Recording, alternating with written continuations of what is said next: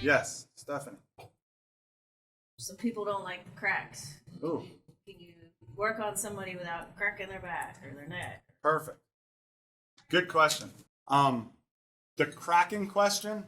What about cracks? I hate cracks. What are cracks? Is that my body like breaking? What's going on there? I'd say 10% of our patients who come in for their first visit never want to hear a crack. Totally fine. 10%, they want to hear at least 12 cracks every single visit.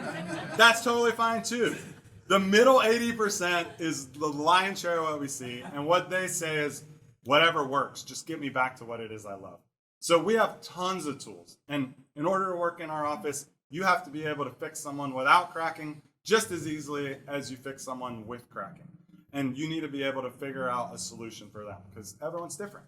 And if they're uncomfortable and nervous, then you're not going to get the outcomes that you want.